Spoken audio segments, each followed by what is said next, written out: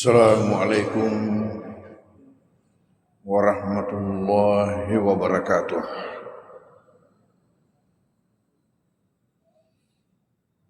Bismillahirrahmanirrahim. Alhamdulillahi rabbil alamin.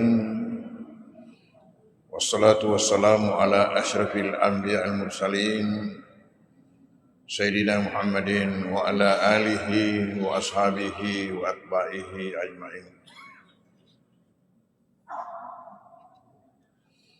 Alhamdulillah atas rahmat Allah Subhanahu wa taala, maka pada malam hari mubarak ini pengajian kita ini dapat berlangsung di mana kita sama-sama sempat pula untuk menghadirinya. Alhamdulillah. Bahasan kita,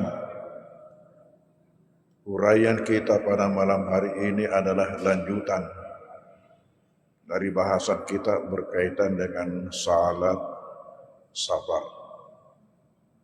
Salat orang dalam perjalanan. Sebagaimana telah diketahui sebelumnya, bahwa salat ini tidak boleh kita tinggalkan selama kita berada dalam kesadaran. Apakah kita sehat ataukah sakit, apakah kita berada dalam kampung atau kita musafir. Hanya saja Tuhan memberikan keringanan-keringanan baik kepada mereka yang sakit maupun kepada mereka yang melakukan perjalanan. Yang kita bahas pada malam hari ini adalah bagaimana salat orang yang dalam perjalanan. Telah diketahui sebelumnya bahwa Allah memberikan dua jenis keringanan. Keringanan pertama ialah adanya salat yang 4 rakaat bisa dilakukan dengan 2 rakaat, namanya qasar. Keringanan yang kedua, bahwasanya antara salat duhur dengan salat asar bisa dilakukan dalam satu waktu. Apakah pada waktu salat duhur ataukah pada waktu salat asar, dan ini namanya jamak. Kalau dilakukan pada waktu salat duhur, maka disebut jamak takdim, dan kalau dilakukan pada waktu salat asar, maka disebut jamak takhir. Demikian juga antara salat maghrib dengan salat isya. Bisa nanti dilakukan dalam waktu yang sama antara salat maghrib dengan salat isya. Manakala dilakukan pada waktunya salat maghrib, maka disebut jamak takdim, dan apabila dilakukan pada waktu salat isya, maka dinamakan jamak takhir.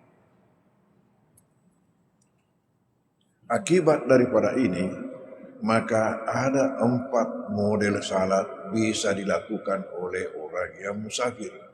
Karena hal-hal tersebut tadi itu namanya rukhsah. Namanya keringanan dalam agama. 4 macam itu ialah, pertama, bisa yang bersangkutan melakukan seperti salat yang normal, seperti salat dalam kampung, masing-masing dengan jumlah rakaatnya dan masing-masing pada waktunya. Jadi salat duhur tetap dilakukan pada waktu duhur, salat asar tetap dilakukan pada waktu salat asar, demikian juga maghrib, isya, dan subuh, dan tidak ada perubahan. Kemudian yang kedua, boleh tetap jumlah rakaatnya tetapi dijamakkan antara duhur dengan asar, maghrib dengan isya. Yang ketiga ialah boleh dipendekkan yang 4 rakaat duhur, asar, isya, boleh dilakukan 2 rakaat tetapi masing-masing masih pada tempatnya, masih pada waktunya. Dan yang keempat ialah dua-dua dilakukan, di qasar dan di jamak.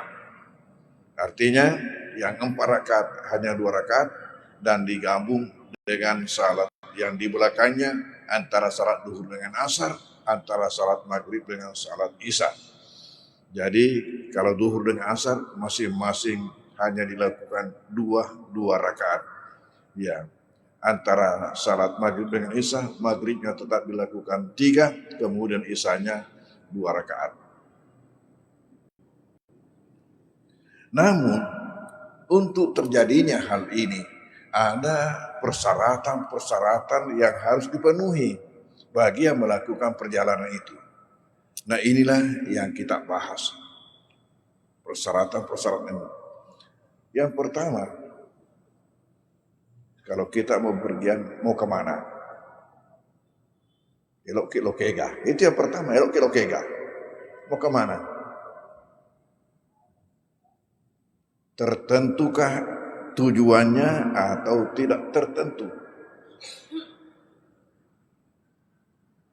Karena ada beda hukumnya kalau tertentu tujuannya dengan kalau tidak tertentu. Ada beda hukumnya.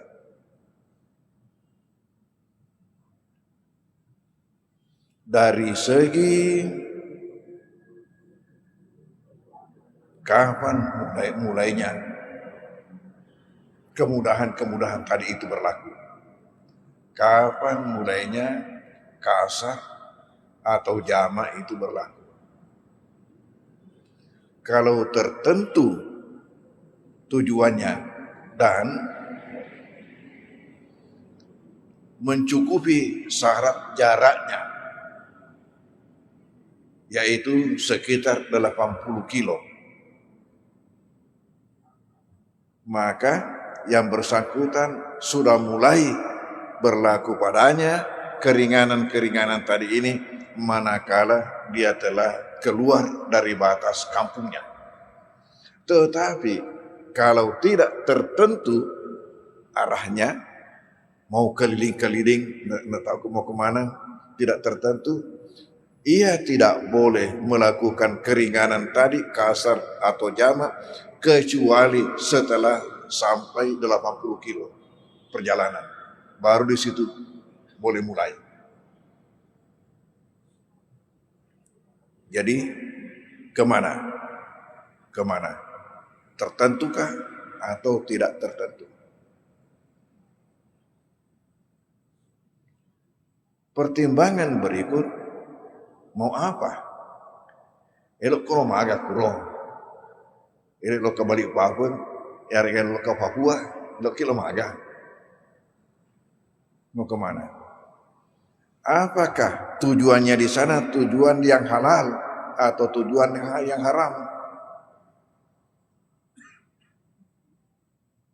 Kalau tujuannya halal, maka berlaku baginya keringanan ini. Tapi kalau tujuannya haram, maka tidak boleh ia melakukan keringanan ini. Jadi ini tujuannya mau apa?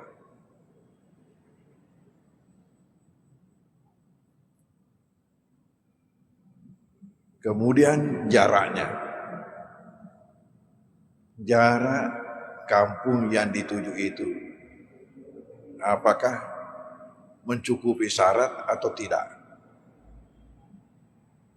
Kalau mencukupi syarat, itu tadi kapan dia sudah keluar dari batas kampungnya, disitulah sudah mulai berlaku ini. Keringanan-keringanan ini kasar atau jamak.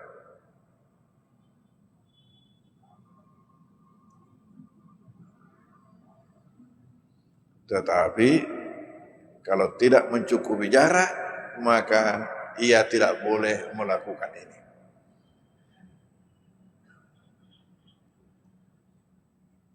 Umpamanya dari Makassar mau ke Pangkep, itu tidak mencukupi jarak. Apalagi kalau hanya mau ke Sudiang.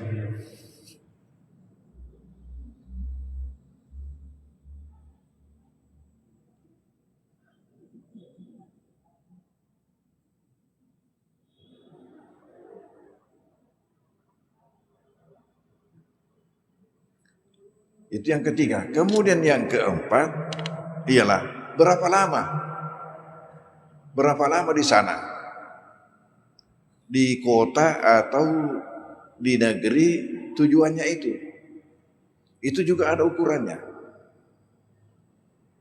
Kalau di sananya itu hanya sampai 4 hari, maka berlaku ini. Jadi ditambah dengan dalam perjalanan baik pergi maupun pulang.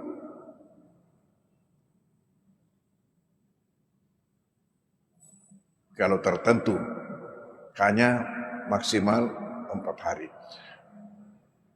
Kalau lebih daripada itu, maka lebihnya dia harus menyempurnakan karena sudah diberikan hukum orang setempat.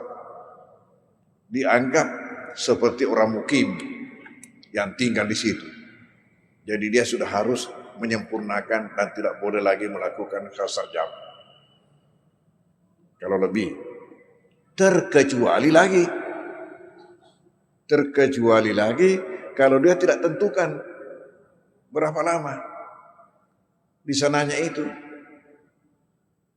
Biasa itu orang pergi mengunjungi keluarga di sana, dia tidak tentukan. Jadi tiketnya hanya one way, tiketnya ya, bukan ya tiket pergi pulang. Ya, biasa rencana 2 hari menjadi 5 hari.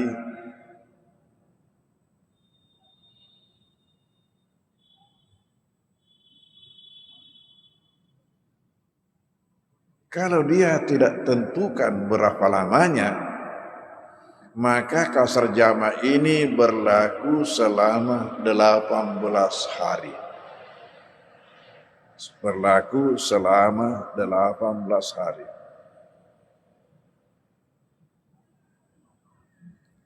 Kemudian, kapan berlaku keringanan ini? Kalau sudah tadi itu terpenuhi semua,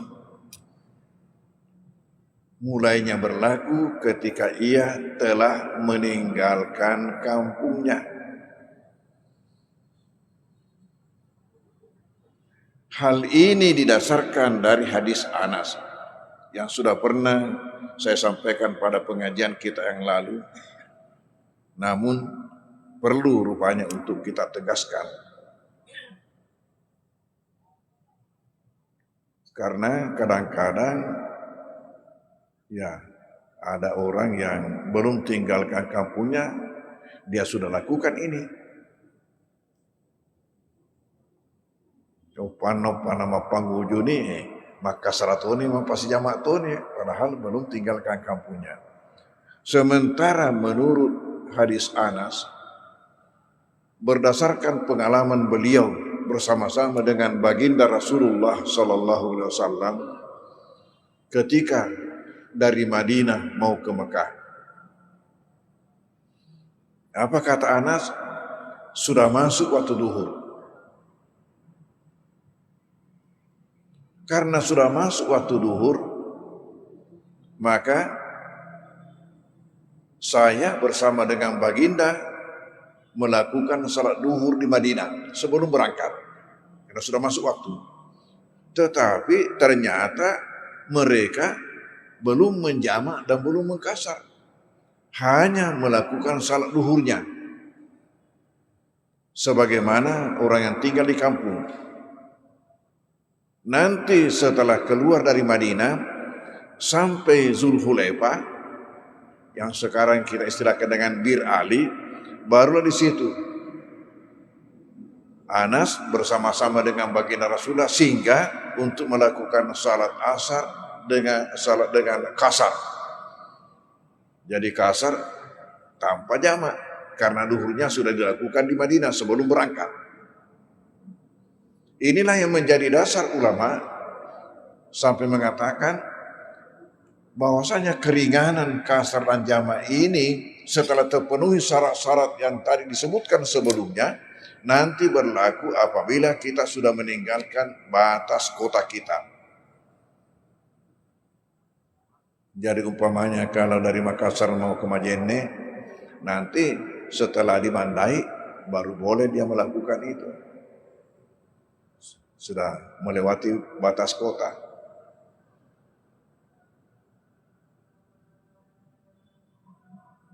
Kalau di Sudiang belum.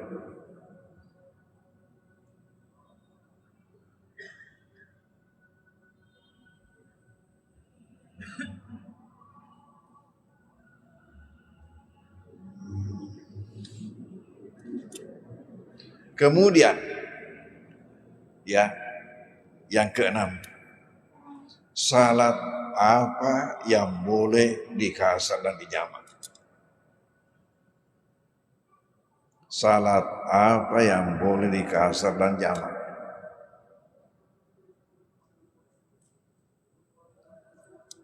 Oleh guru besar kita di sini menyebutkan, anta ta'allaka bizimmatihi bis safar wa yuaddiha aidan bis safar. Salat yang boleh dikasar dan dijamak ini ialah salat yang menjadi kewajibannya ketika dalam musafir dan dilakukan pada waktu musafir. Perlu dipahami ini. Salat yang boleh kasar jamak ialah salat yang menjadi kewajibannya pada waktu musafir dan dilakukan juga pada waktu musafir.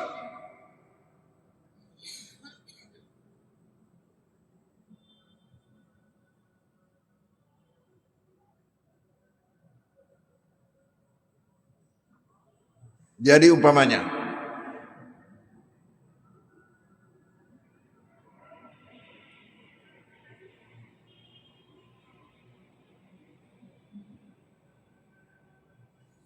seseorang mau ke Majene, sudah masuk waktu duhur, belum berangkat. Sudah masuk waktu duhur, baru berangkat. Sementara ia belum melakukan salat duhur, lalu berangkat. Berarti salat duhur ini adalah kewajibannya sebelum berangkat, bukan kewajibannya pada saat musafir. Jadi ketika musafir nanti tidak boleh dia kasar inian duhur, karena salat yang sudah menjadi kewajibannya pada waktu masih di kampung. Yang boleh dikasar jamak ialah salat yang menjadi kewajibannya pada saat dalam musafir dan juga dilakukan pada saat musafir.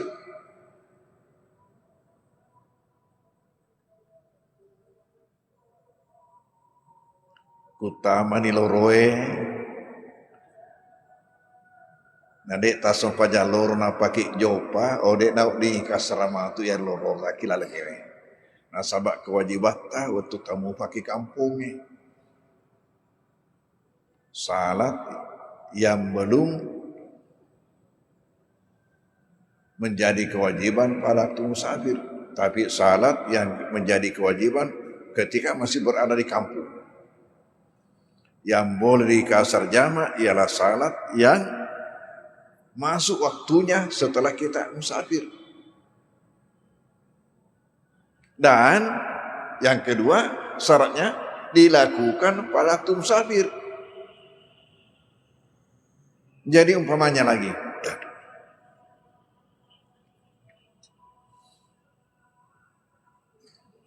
ada kita melakukan musafir,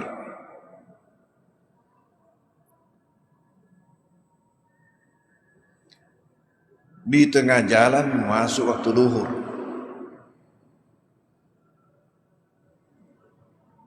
lalu kita belum salat.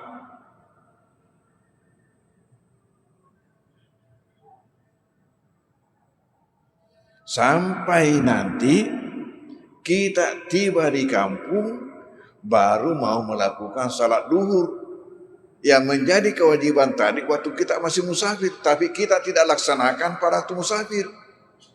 Nanti dilaksanakan setelah tiba di kampung. Ini tidak boleh dikasar. Karena itu dua syaratnya. Salat yang menjadi kewajiban pada waktu musafir dan juga dilaksanakan pada waktu musafir. Ini dilaksanakan sudah tiba di tempat.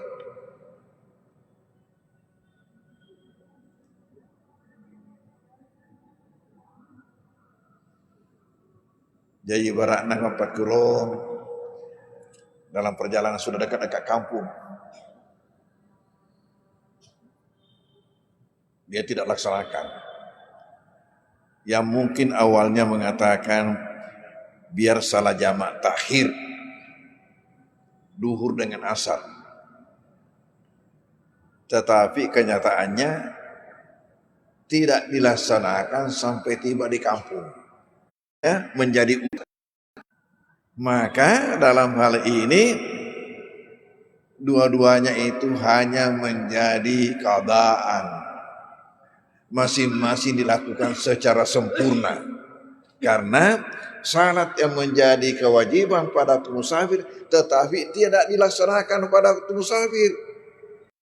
Dilaksanakan pada waktu lepasnya musafir.